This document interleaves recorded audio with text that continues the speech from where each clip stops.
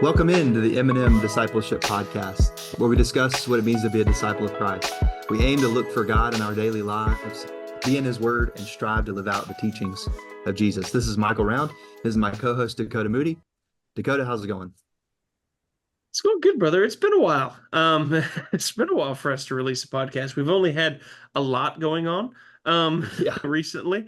So obviously, for all of you who felt the effects of Hurricane Helene, we obviously had we had a little bit of a rough time of it. Obviously, nowhere near as much as my fellow Western North Carolinians who are above the border there. I've always identified myself not as somebody who's from North Carolina, but somebody who is from Western North Carolina specifically, because there is a distinct identity about being a mountain person from Western North Carolina. And, it hurts to see a lot of what's going on up there. So continued prayers, continued thoughts with those who are still dealing with that, still having to go through um, all the ramifications of what happened there. I mean, it's, the one thing I've always told people about the weather in West North Carolina is I think it's the best climate in America.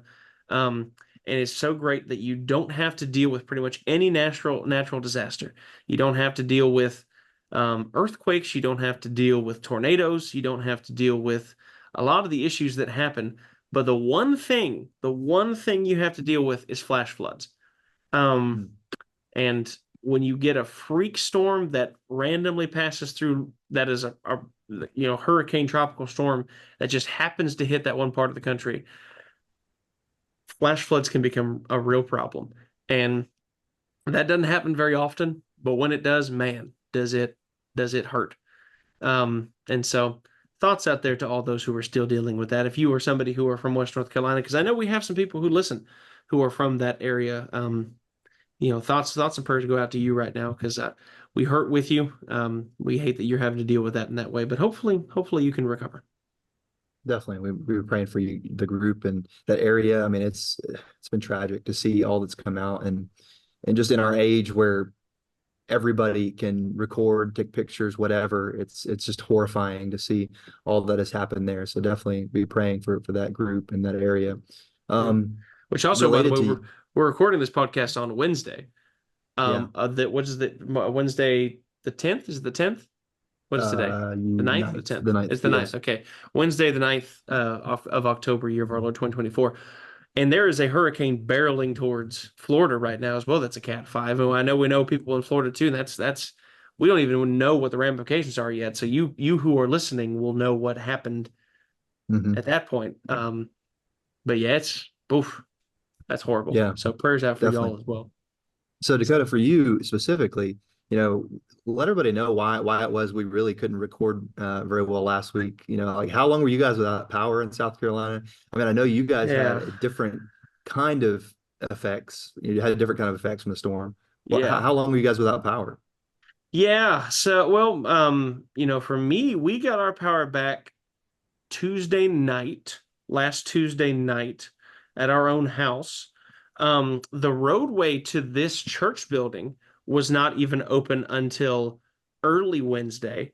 And at that point, we had no idea if we even had power. So obviously, that's why me and Michael didn't record the podcast at that point. We recorded on Wednesdays usually in the morning. And so, we didn't even know, first off, could we get to the building? And then second off, Hmm. would we have power at the building? And third, would we have internet at the building, which we did not. And so um, luckily we had the two other things. And so, I think the church building went without power for at least Friday, Saturday, Sunday, Monday, Tuesday, at least 5 days. We went out power without for 5 days. And yet, when we came to church services on Wednesday, when power was restored, there was people who came to the church building from our congregation who still had not gotten power yet. And there are, by the way, I think now finally we have everyone has power. Maybe. I don't actually know if that's true or not. I think everyone's got power at this point. We had a couple members who didn't have power even up to like Monday, this Monday, Mm. October 7th. So we still had a lot of power outages just because of the sheer amount of trees that fell around here and all the issues that have happened with that. So thankful for all the linemen, though, that have come here from different areas of the country to help us fix everything that happened, because it is unimaginable how bad it was there for that time. Just, Well, talking about linemen, those are some other people to pray for too, because I yeah. mean, they leave Western North Carolina, they leave South Carolina, and they're heading straight to Florida. I Yeah, mean, for Milton, I mean, it's a tough time of year right now, so a it lot of people to it be really praying is. for sure. Yeah. But Yeah. yeah, just crazy It's effects from tough. that. Well, and then how many ever people have, had trees fall in their house? We had some members of our own congregation had trees fall in their house in that way. The damage that has been done to personal property, but of course, I mean, overall, we think about the lives that have been lost, Mm. and it's just saddening to think about all those who lost their lives just out of nowhere, just absolutely nowhere, and just the crazy stories that have come out from this. Man, it's been a crazy time to experience these kind of things because you hear about these things in places of the country that are more prone to Yeah. these sorts of natural disasters, and you go, that's terrible, and you kind of move along because it's common. It's very different when it hits a place like this, where not only do we, have a lot of connections, but more than just that, to have um to have it in places that it's just not normal. It's very strange. Mm. So, Oh yeah, yeah, definitely. Well, this is a good opportunity to consider where we've seen God, because we've seen a lot of times, or a lot of instances where it's like, where is God in this? Is he still here? Is he still available? Does he still care? yeah. So Dakota, where is it that you've seen God over the last couple of weeks? Mm. Yeah, I mean, I think not only has it been, I think, a challenge in when we're looking at things in the world because of the natural disasters, but also um, you put some inconvenience in people's lives, and their true Mm. colors tend to show. And one of the most discouraging things I've seen is the way that people have acted recently with all this. But also on the other side of that is where I'm pointing to where I've seen God is the amount of people who have wanted to help. Mhm. Um, I've seen it personally in this congregation, the amount of people who have been pouring out to try to help other people in that way. But beyond that, to see the amount of people who have looked to go out of their way to help others, whether it be those who are in West North Carolina really struggling, those who are helping in things here. We've got some members here that all live in kind of one neighborhood. A lot of them do, Mm. and they talked about how that they as a group went to different people's houses throughout the neighborhood, not even within the congregation, people outside of the congregation, just helped to clear trees, helped to cook food to provide for other people in the neighborhood.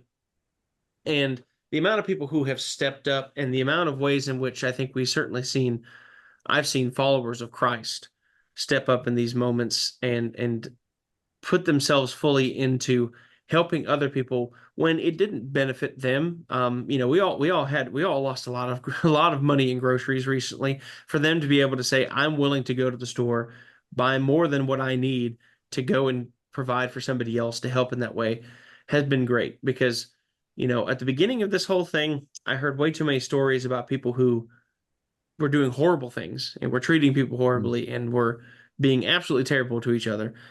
But to then see afterwards, thankfully, all the great things that have happened, all the people who have done good. That's been such a blessing, and that's really where I think I've seen God in this whole thing. Yeah, and I had something else, but I'll save it for another day. Um, Thinking about that, one of our elders and some of the local people here that are pilots have been flying supplies in to places that aren't really accessible by road. And they were saying that going to these normally sleepy airports where air traffic control, there's no noise, there's not, every now and again you'll hear somebody else calling in or whatever. He says that the noise among pilots is constant. As soon as someone finishes, another one picks up because there's all these other planes and people, helicopters, whatever, trying to bring in supplies. And how encouraging that is. And that gentleman said Sunday that one of the few times, or one of the times he's been most proud to be an American. And, I would say that Mm, too, proud to be a Christian, and that so many of these groups are Christian groups that are, they're acting, trying to benefit their neighbor. And mm, that's where I've seen God too, is the response, and how people are praying for each other. People are helping each other. They're gathering supplies, and they're making Herculean efforts to get to people and help them. And we can see the love of Christ in all of that. Absolutely. Hmm. Absolutely. A lot of, like I said, a lot of things where is your focus at? You can very easily see all the negative and bad things right now, and shut Mhm. out all the good things. But I think it's important for us to look at the good things. Look at where God and his people are working right now in the world, and helping people who are going through so much, and understanding that when we see the negative things in the world, it is the consequences of sin. And Mm, where we see the good in the world is where God is at work. And I think that's definitely. important for us to remember. But as we continue to have our conversations, we want to shift into our time of Bible study, our time we look at a passage of scripture. Kind of a challenging passage of scripture today, as we kind of continue to talk about the story of Jephthah. Last time we talked, which was a while ago, so to quick kind of review for you all, Jephthah had been raised up at this point, and was able to um, bring judgment to the people, help in this way after being neglected, after being left out, after being shunned by his own family, and kind of kicked out. He comes back in, helps to. I was going to say he is going to help this week to do great things, and we kind of know that that's on the horizon. But the problem is that he also kind of makes a big mistake in what he Yes. does in his moment of triumph and glory, makes a big mistake, and it cost him and others dearly. So we're going to do that Yes. by reading Judges chapter 11 verses 29 and through chapter 11 verse 29 through 31 this morning. So Michael, if you're ready, you can go ahead and read that for us. Then the Spirit of the Lord was upon Jephthah, and he passed through Gilead and Manasseh, and passed on to Mizpah of Gilead. And from Mizpah of Gilead he passed on to the Ammonites. And Jephthah made a vow to the Lord and said, if you will give the Ammonites into my hand, then whatever comes out from the doors of my house to meet me when I return in peace from the Ammonites shall be the Lord's, and I will offer it up for a burnt offering. So Jephthah's needed, called upon, and he has these worthless fellows that are around him, but he's a good warrior. And so he makes this vow that if God gave the Ammonites into his hand, that he would offer whatever comes through his door to God. Well, God gives him the victory. He gives them the Ammonites. And that's, seemingly a wonderful thing. And his family is overjoyed about the victory. And so his daughter runs out to meet him, and his daughter, his one and only child, is the one who first passes through his door. So then from there, he fulfills the vow that he made to God and offered her as a burnt offering. Dakota, what is it we get from that? I mean, just such a tragic story when you think about it, and how there's definitely some lessons there for us. What do you get from it? Yeah. Yeah, confusing story, because we think about this in terms of the Bible, and something that I think I know I've said on this podcast before, and I'll say many other times, because just because something is described in the Bible does not mean it is prescribed in the Bible. The Lord is not pleased with human sacrifice. This is No. emphasized throughout the entirety of the Old Testament. He never asked for human sacrifice. He never demands human sacrifice. And in fact, he brings judgment and condemnation upon not only the nations around Israel for human sacrifice, but then also Israel when they participate in human Mm, sacrifice. You could really argue that this is one of the main reasons why God ends up sending them into exile, is because they were providing human sacrifices, in general, but especially to other gods who demanded human sacrifice, the Baals and Molech and places and the different gods like that. So he is not pleased with that. So we read a story about a man offering his daughter to God, and we say, how could God be pleased with that? Well, God was not pleased with this. mm, But here's the deal: Jephthah made a rash vow. And it was yeah. absolutely a rash vow. He was in the moment. He could have said the first animal, the first sacrificable animal to come out of my door, because really what the expectation was is he was thinking he would come home and some of his animals would maybe hear him before his family would or something like that and come out to greet him. This was probably an expectation he had as he had lived most of his life, and his animals were the first ones to come out and greet him in this way. And so he makes this rash vow. He could have said a lot of different things. He may not have even had to say this in general. He could have just trusted that the Lord was going to deliver him, give him the victory, and not even said anything in general, not make a rash vow. Because here's I think the main message that we need to get from this is kind of twofold. Number one, we should not make statements or vows that we cannot keep. I've always heard, under promise, over deliver, but certainly never make. This is true in just about every form of life. Don't say something that you're not willing to back up. Don't do something that you're not willing to perform, or that you shouldn't perform. Because not even that he wasn't willing to do it, he was willing to do it. He just shouldn't have done it. And he should have chose his words better. Because I do think before we move on to the second one, don't because we don't want to lose this one. And we need to be careful. Like, we might think we can do something, but we can't. Even like within our plans, like James talks about, if the Lord wills, we will live and do this or that. Sometimes we boast in how we make plans, or I will do this, or tagging on Lord willing, or having the mentality of Lord willing, that goes a long ways. And then making promises, about being somewhere or doing this or that, under promise, like Dakota was saying, don't speak, because Jesus talks about how we will be judged by our careless words. So those words we just throw around. So yes, I think one of the primary things. What was the other one? Yeah, well, this was certainly a careless word, and I think there's a lot to be said about the fact that we always have the mindset tomorrow's going to come, and that we're going to make these plans, and we can't foresee the future. I mean, frankly, there was a lot of people who went to sleep, last Friday, and they thought that they were going to be alive and well, and all things are going to be good the next day, and that's not what happened. To them in North Carolina and otherwise. And so we need to keep that in mind, have that mindset about ourselves, not just the words, God willing, the Lord wills, but that we understand fully that, our life is fragile, things are here fragile, and understanding that we don't really have control over the future, which we like to think. But I think the second thing is that we do need to keep our word. And that's the reason why I don't think the Lord was pleased that Jephthah committed human sacrifice. But I think Jephthah also understood that you do need to keep your word, especially when you make a word to the Lord. There is something to be said about always keeping your word. And Jesus talked about this on the Sermon on the Mount. Let your yes be yes and your no be no.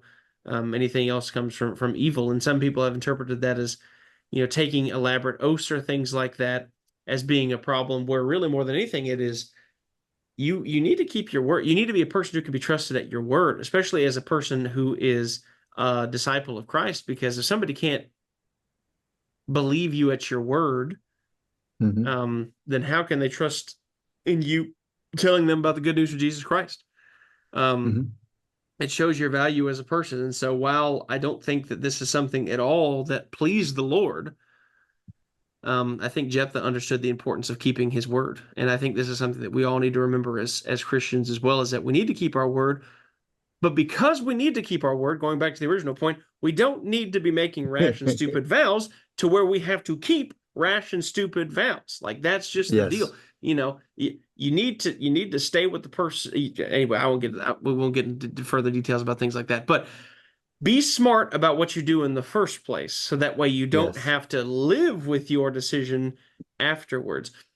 Take a lot of time in understanding who you're marrying, so that way you don't have to either be faced with a choice one day about living in a very unhappy marriage, or doing something against the will of God and divorcing said spouse.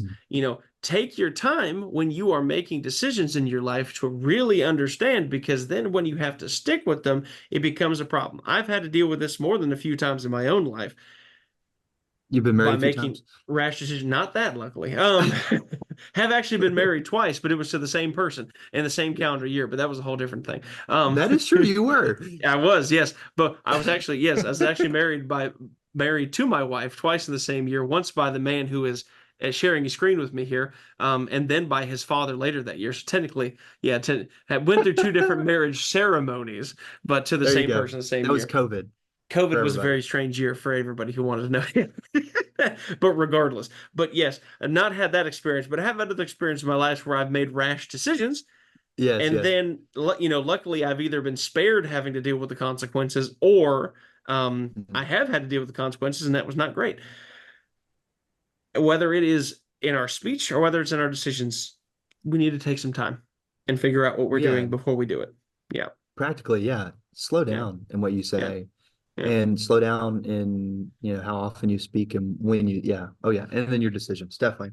And be thinking about that. So really interesting story. And like Very what much so. what you said earlier about the introduction of sin into the world and how sin influences the world.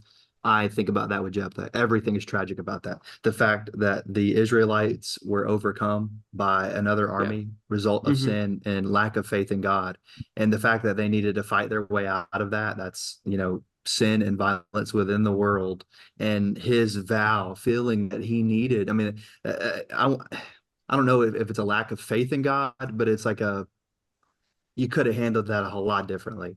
Yeah. And then the whole offering up too, it's just like it's awful. The time of the judges is one of the hardest things to study. Yeah. It's a very dark time in the history of God's people. Mm.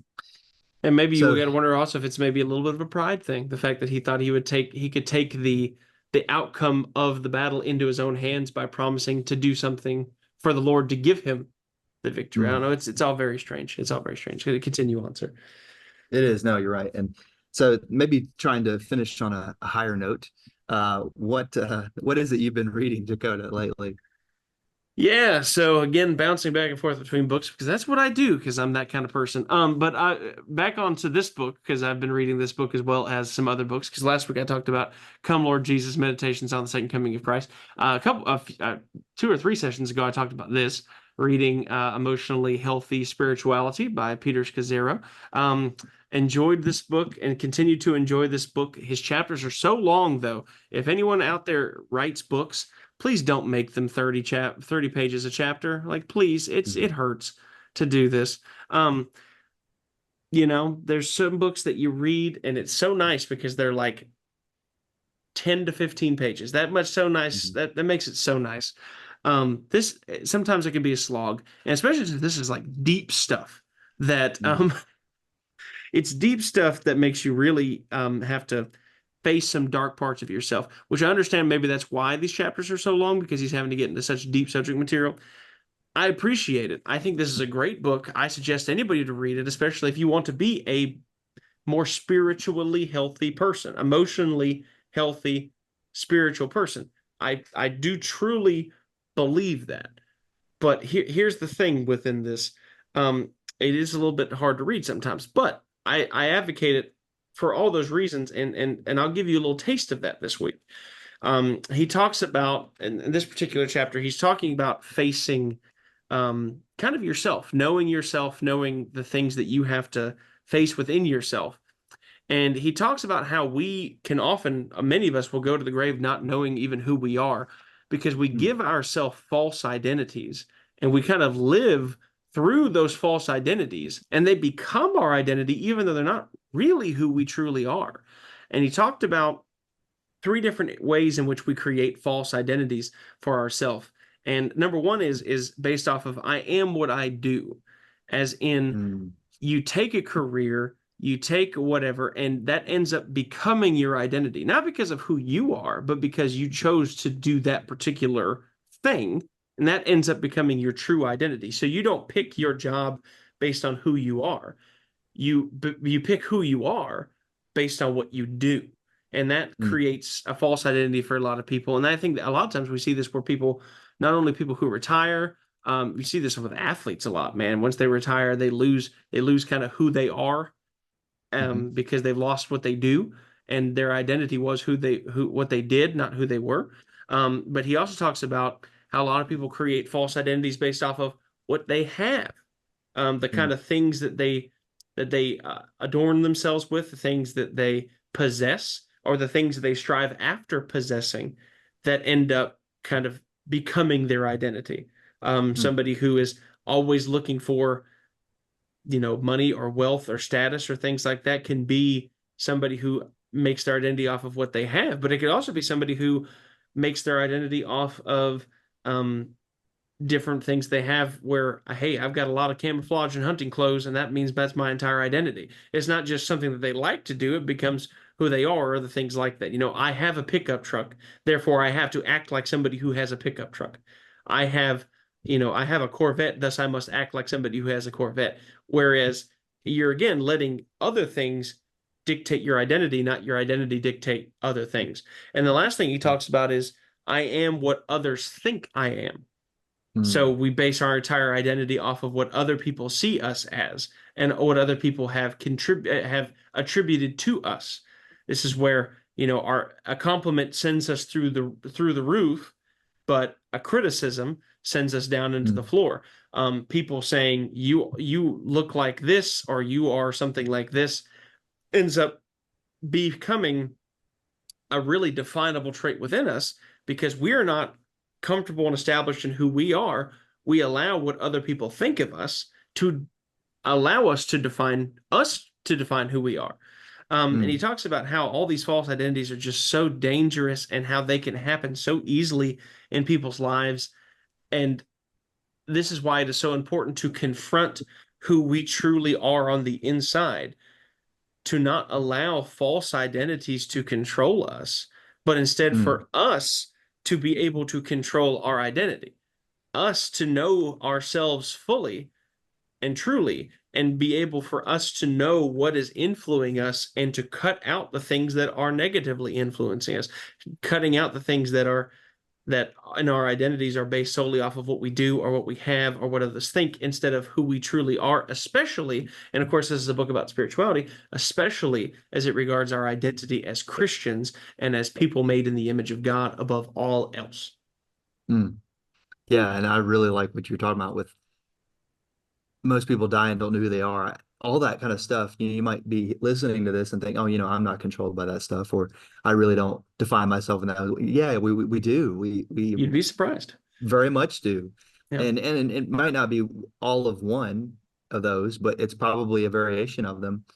But we yes, so heavily believe in what other people think about us, or our work or whatever. And that's why so many people, when they retire, it's difficult for them to move on because all of their life had been wrapped up in who they were at work. So yeah, that's, I'm sure, very difficult. And what happens with people who wrap their identity in the things they have when they don't have it anymore?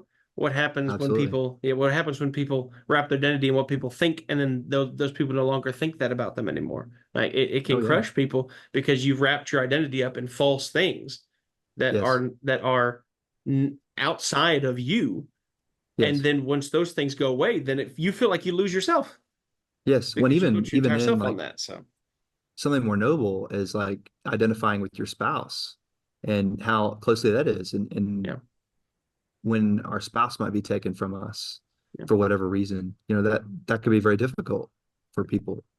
So yeah, being rooted in Christ and making sure that He is the part of our identity, not to diminish the importance of many of those things.